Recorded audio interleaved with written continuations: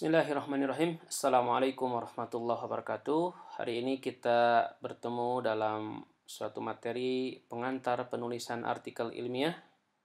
Ini tentu saja dengan tujuan agar setiap hasil riset yang kita lakukan dapat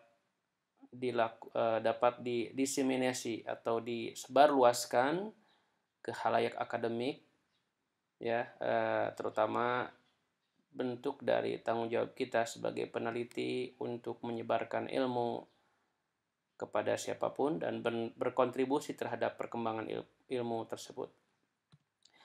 Baik, memulai menulis artikel tentu saja dengan tujuan misalnya untuk publikasi di jurnal, baik yang terindeks ataupun tidak, serta agar dapat bisa dipresentasikan di conference, yang tentu saja nanti outputnya dalam bentuk artikel yang dipublikasi di proceeding. Apa sih urgensi yang mendorong kita harus menulis suatu artikel? Yang pertama adalah bahwa artikel merupakan suatu media komunikasi ilmiah, di mana kita dapat menyebarkan proses, hasil, dan analisis serta diskusi dari penelitian yang telah kita lakukan ke komunitas akademik.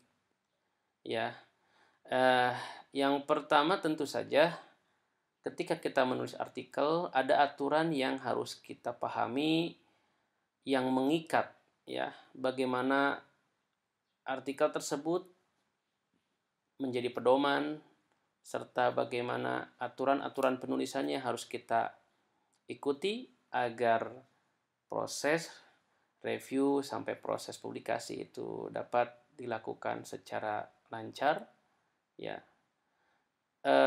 Yang pertama kita tentu harus pahami bahwa fungsi dari suatu artikel adalah yang pertama sebagai fungsi ilmiah, yaitu menyebarkan apa yang telah kita lakukan dalam penelitian ke komunitas akademik, ke khalayak akademik.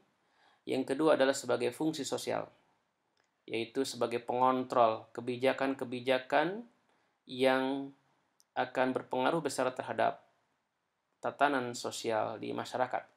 Misal ada suatu kasus di mana misalnya LGBT menjadi suatu tren di masyarakat, kemudian diperkuat oleh adanya publikasi dari seorang ahli sosial yang mengatakan seperti itu. Karena hasil publikasi tersebut merupakan hasil tulisan dari seorang yang dianggap secara akademik dapat dipercaya, layak dipercaya, maka ini akan mengubah tatanan sosial di masyarakat. Mereka menjadi permisif terhadap LGBT. Bahkan bagi sebagian orang ini merupakan pembenaran, ya, terhadap perilaku menyimpang yang mereka lakukan selama ini. Bagaimana caranya agar artikel menjadi fungsi sosial? Tentu untuk membantah, ya, publikasi dari seorang ahli di bidang LGBT tersebut, kita dapat lakukan dengan publikasi suatu artikel yang argumennya kuat sehingga dapat membantah atau dapat menganulir konsep-konsep yang menyimpang tadi sebagai penyeimbang, bahkan dapat menjadi kontrol sosial sehingga orang-orang yang tadinya permisif terhadap LGBT, yang pro LGBT, dapat kembali ke perilaku-perilaku yang sebenarnya. Itu sebagai fungsi sosial. Nah, kemudian artikel juga merupakan ekspresi, ya. Ekspresi, ya, tentu saja dalam konteks ilmiah. Misalnya seorang peneliti saking cintanya dengan dunia penelitian, maka dia ekspresikan seluruh usahanya untuk menjadikan penelitian tersebut sebagai cita-cita hidupnya sebagai jalan hidupnya, sehingga publikasinya pun fokus di bidang itu. Bahkan sekarang sedang tren ada penelitian ya atau jurnal yang menggali semacam autobiografi gitu ya, menggali apa yang ada pada si penulis, kemudian dipublikasi pada jurnal yang relevan, yang tentu saja spesifik juga untuk mengekspresikan penelitian terhadap dirinya sendiri. Kemudian dalam menulis artikel tentu kita harus melihat juga pedoman penulisan, aspek penulisan. Yang pertama adalah bahwa artikel harus relevan dengan kajian bidang keilmuan yang kita geluti ya. Yang kedua, dari segi tata bahasa ya harus mengikuti aturan-aturan penulisan artikel yang lebih besar porsinya atau bahkan harus seluruhnya adalah tentang tulisan yang ilmiah, sehingga tidak menggunakan bahasa-bahasa yang tidak dikenal di dalam konteks akademik ataupun ilmiah. Yang ketiga, kita harus mengikuti aturan dan gaya selingkung ya. Setiap jurnal untuk kajian pada materi penulisan ini adalah kita fokus ke artikel untuk jurnal. Ya. Jadi yang ketiga ini pada pada aspek penulisan, artikel yang dipublikasi atau yang disubmit harus mengikuti aturan dan gaya selingkung dari jurnal yang akan kita tuju. Ya, masing-masing punya format, punya gaya bahasa, punya aturan-aturan penulisan. Misal yang satu jurnalnya menggunakan style apa, yang satu lagi misalnya pakai aturan-aturan IEEE dan seterusnya. Oke, nanti kita bahas bagaimana format penulisan ini di sesi-sesi berikutnya. Nah, kalau kita lihat bahwa suatu tulisan untuk jurnal haruslah mempunyai anatomi penulisan seperti ini ya. Tentu ada judul, kalau diperlukan sesuai dengan aturan jurnalnya tentu ada authorship nantinya. Kemudian ada abstrak, ada kata kunci, ada pendahuluan, metode, hasil dan pembahasan, simpulan dan saran serta daftar pustaka. Bahkan nanti ada beberapa hal, misalnya ada acknowledgement ya. Kemudian ada deklarasi tentang etika dan seterusnya. Baik, yang pertama adalah format penulisan suatu artikel itu ada 3 jenis. Yang pertama itu adalah tulisan atau artikel yang mempunyai judul deklaratif. Apa itu judul deklaratif? Yaitu judul yang menyatakan bahwa penemuan utama atau kesimpulan penelitian. Contoh misalnya, program diet selama 3 bulan menambah kepercayaan diri wanita dewasa. Penemuannya adalah di sini bahwa dengan program diet akan tumbuh kepercayaan. Ya, akan bertambah kepercayaan pada diri wanita ya. Tentu nanti kita bisa latihan menggunakan atau membuat judul-judul yang sifatnya deklaratif. Ingat, deklaratif adalah dengan tegas, dengan jelas menyatakan suatu penemuan utama atau kesimpulan dari penelitian. Yang kedua adalah judul deskriptif, yaitu suatu judul yang menjelaskan subjek artikel tetapi tidak menampilkan kesimpulan utama. Misalnya di sini pengaruh dukungan keluarga pada pasien demensia ya. Kita tidak tahu dari judul ini apa sebenarnya kesimpulan utamanya. Ya, si judul hanya mendeskripsikan pengaruh dukungan keluarga. Ya, banyak hal, apakah pengaruh negatif ataukah pengaruh positif dan seterusnya. Yang ketiga adalah judul interrogatif, yaitu memaparkan subjek atau masalah dalam bentuk pertanyaan. Misal di sini, apakah perbedaan usia dan jenis kelamin berpengaruh terhadap perilaku selfie. Jadi judul ini sifatnya adalah mempertanyakan, ya, memberikan suatu pertanyaan yang tentu nanti jawabannya bisa kita lihat di bagian pembahasan ataupun kesimpulan dari artikel tersebut. Baik, kita lanjutkan. Ya, yang selanjutnya adalah baris kepemilikan ataupun authorship. Dalam hal menulis authorship, yang pertama adalah jangan menggunakan gelar akademik, misal apakah seorang PhD, doktor, profesor, tidak perlu dicantumkan.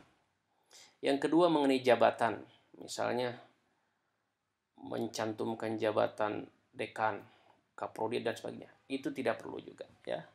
Apalagi pangkat, ya, pangkat lebih kepada kebutuhan untuk administrasi kepegawaian.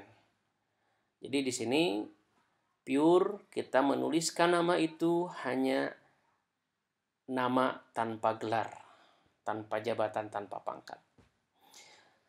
Baris authorship harus mencantumkan alamat pos lengkap lembaga tempat kegiatan penelitian, ya, sebagai pemegang hak kepemilikan atas tulisan. Misalnya Electrical Engineering Department atau Department of Electrical Engineering, atau misalnya Research Center of Computer in Education, ya, apa afiliasinya, lalu misalnya apa universitasnya dan seterusnya. Jika perlu di beberapa jurnal sesuai dengan aturannya juga mencantumkan alamat dari institusi tersebut, misalnya Jalan Dr. Setiabudi 207 Bandung, kode pos 40154. Lalu juga memberikan alamat lengkap bagi si penulis korespondensi. Dalam hal ini misalnya biasanya pakai email, ya, corresponding author, ya, atau contacting author, ya. Kemudian pastikan setiap nama yang tercantum di artikel tersebut bertanggung jawab terhadap isi artikel. Artinya betul-betul tahu prosesnya dari mulai penulisan sampai kemudian review dan seterusnya. Jangan sampai seperti kasus-kasus terungkapnya plagiarisme suatu artikel karena si pembimbing atau si autor yang lain merasa tidak mereview artikel tersebut, lalu dia berlepas tangan, tidak bertanggung jawab terhadap isi dari tulisan tersebut. Kita harus mencontoh beberapa kasus yang terjadi, ya. Ada salah satu kisah yang diungkapkan oleh seorang mahasiswa Indonesia di Jepang. Kebetulan bidang beliau ini bidang farmasi. Dia bercerita bahwa ada satu kasus seorang mahasiswa doktor di Jepang bidang kedokteran dan terungkap setelah lulus, ya, melakukan fabrikasi data. Kemudian setelah artikel tersebut terbit, dicoba metodenya oleh berbagai pihak, berbagai universitas atau lembaga riset yang lain, ternyata tidak memberikan kesimpulan yang sama seperti yang diberikan oleh artikel tersebut. Lalu dilakukan investigasi dan ditemukan bahwa memang terjadi fabrikasi data, ya, kecurangan, sehingga akhirnya gelar akademik dari si mahasiswa tersebut dicabut dan bentuk tanggung jawab dari pembimbingnya, maka mereka mengundurkan diri dari institusi tempat dia bekerja. Bahkan mohon maaf, ada satu pembimbing juga yang bertanggung jawab dengan melakukan harakiri atau bunuh diri. Ya, tentu ini bentuk komitmen tanggung jawab terhadap isi artikel, karena implikasinya sangat besar, sangat kuat.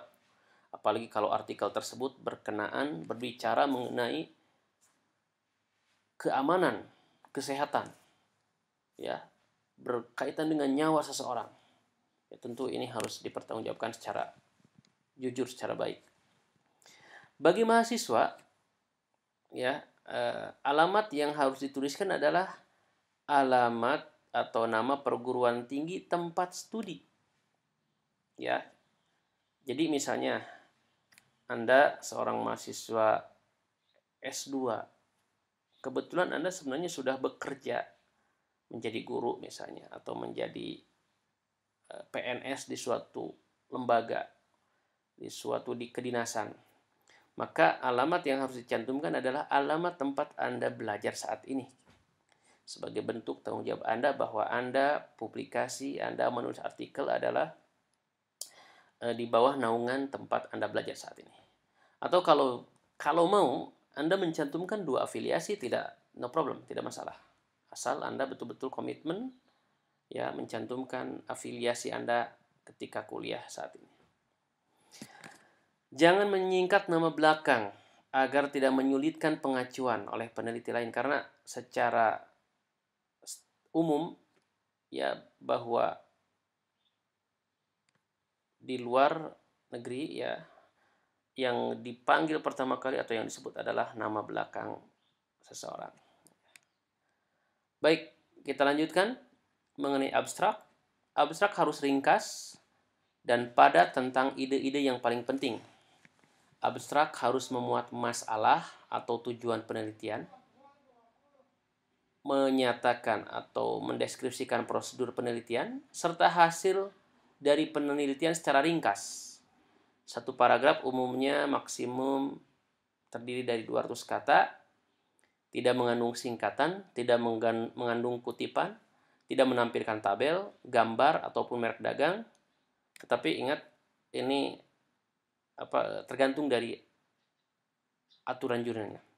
Sekarang ada jurnal yang justru yang menekankan atau mengharuskan suatu artikel melampirkan abstrak dalam bentuk gambar. Lalu penulisan dalam bentuk bahasa Indonesia ataupun Inggris sesuai dengan requirement dari jurnal yang akan kita submit. Ini contoh misalnya satu artikel dengan judul Do Age and Gender Differences Exist in Selfie-Related Behaviors. Ya, jurnal ini berbicara atau artikel ini berbicara tentang bagaimana sih, apakah ada pengaruh usia dan jenis kelamin, perbedaan usia dan jenis kelamin terhadap perilaku selfie. Jadi, apakah orang-orang yang selfie itu tergantung dari jenis kelamin dan usianya? Ya, tentu menarik untuk diteliti, menarik untuk kita amati, karena sudah jadi umum bahwa sekarang ini perilaku selfie sudah menjadi sesuatu yang lumrah terjadi, terlepas dari sisi negatif ataupun positif dari perilaku selfie tersebut. Baik, kita lanjutkan ke bagian abstrak. Ya, kita lihat di sini di bagian awal satu kalimat itu merupakan background. Ya, abstrak ini berbicara bahwa penelitian saat ini melakukan pengujian ataupun pembahasan perilaku selfie hanya ditekankan pada wanita muda. Akan tetapi hanya sedikit diketahui apakah perbedaan usia dan jenis kelamin berpengaruh atau eksis terhadap perilaku selfie dan bagaimana fotonya diposting. Ini aim-nya, tujuannya. Lalu method to address this gap ya. Untuk mengetahui masalah ini, untuk menguji masalah tersebut, maka sudah dilakukan survei secara online yang melibatkan 3.763 pengguna sosial media di Norwegia. Dan dari hasil survei tersebut, maka ada pembagian kelompok usia. Ya, yang pertama adolescent, usia 12 sampai 19. Ada yang adults, usia 20 sampai 30, dan adults usia 31 sampai 50. Dan ternyata katanya kelompok usia ini berbeda dalam konsep untuk melakukan selfie. Hasil dari penelitian tersebut dianalisis bahwa wanita lebih cenderung melakukan selfie secara personal ataupun grup, melakukan posting, melakukan cropping, menggunakan filter fotografi dibandingkan laki-laki. Lalu ditemukan juga bahwa adolescent atau usia 12 sampai 19 ya lebih cenderung melakukan banyak selfie dibandingkan dengan usia 20 sampai 30. Ya. Dan mereka melakukan selfie secara pribadi, secara grup, kemudian posting selfie pribadi, ya foto pribadi, dan juga menggunakan filter fotografi. Hal yang sama juga dilakukan bahwa untuk yang adults ya 20 sampai 30 lebih banyak melakukan selfie secara pribadi ataupun grup, melakukan post dan edit foto dibandingkan dengan usia 31 sampai 50. Ya, secara prediktif bahwa usia cenderung lebih kuat dibanding para wanita itu dibanding laki-laki, ya, terkait dengan perilaku selfie, posting dan editing. Sehingga implikasinya bahwa nanti ini akan dibahas katanya di diskusi ya, dan tentu saja ini dikaitkan dengan literatur yang sudah publish, yang sudah ada. Nah, itu abstrak. Oke.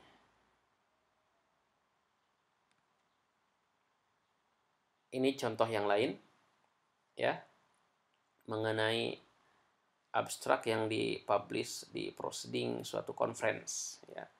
Student Perspective of Social Media Role in Technical and Vocational Education and Training or TVET. Ya. Lihat misalnya ini authorship-nya, ini alamatnya, kemudian ini contacting autornya. Kita lihat nanti, tolong dari abstrak ini Anda lakukan pembagian.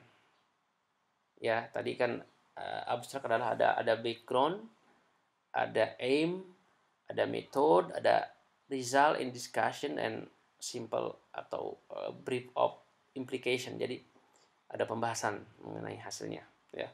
Oke, tugasnya ini adalah untuk membagi-bagi ya supaya Anda paham bagaimana mana bagian background, mana bagian aim dan sebagainya. Ya, kita baca saja. In recent years, the smartphone ownership in developing country, for instance in Indonesia, is skyrocketing. However, there is an issue that the role of the smartphone was not in maximum use, especially in the sophomore group. Ya, sophomore itu kelompok remaja, ya siswa lah. It is known that the majority of smartphone use was used instead of learning for social media like WhatsApp, Facebook, Instagram, and Twitter. However, some researchers claim that such social media platform can be used for learning. This paper is to report the survey that is to capture the student perspective on the role of social media in technical and vocational education and training, or TVET. The set of questionnaire was constructed to collect data on two main aspects. The first aspect was to measure the participant behaviors related to their social interaction through digital technology, and the second aspect was to gauge the participant perspective of social media in TVET and how they should utilize it in TVET setting. The survey collected 209 response from sophomore students of two different technical vocational high school or TVHS field and location. The survey finding shows that the majority of participants agreed that social media could be used for learning in the Tibet. Another outcome proves that conceptually students in the TBS are ready to use social media platform for learning. Oke, silahkan nanti dibagi-bagi ya. Oke, suatu artikel harus mempunyai kata kunci ya. Yang pertama adalah untuk mempermudah penulisan artikel, mempunyai makna dan khas dan jelas, dan kata kunci harus terdiri dari, atau bukan harus sebenarnya, biasanya terdiri dari 3 sampai 5 kata atau istilah yang dibahas di dalam artikel. Dan ini harus unik, khas. Dan sebaiknya kata kunci itu ada di dalam judul ataupun bahasan. Sebaiknya mengacu pada kumpulan istilah dalam satu bidang tertentu, misalnya bidang engineering, bidang ekonomi, dan seterusnya. Jadi harus satu jenis. Ya. Oke, kita lihat misalnya keyword, kata kunci merupakan sepilihan kata-kata bermakna dari sebuah dokumen yang dapat dipakai untuk mengindeks kandungan isinya. Contoh di sini keywordnya ada ini keyword penulisan ya, komponen, formatting, style, styling, insert, dan sebagainya. Nah, pemilihan kata dipilih dapat berfungsi sebagai alat penelusur, mampu mencerminkan konsep yang terkandung dalam naskah. Kata kunci tidak selalu berupa kata tunggal. Kata kunci bukan kata biasa, tetapi biasanya istilah. Ya, urutkan kata kunci berdasarkan abjad. Contoh di sini ada adolescent, computer mediated communication, cross-sectional survey, selfie, social media, and young adults. Jadi urutkan secara alfabetik sesuai dengan abjadnya.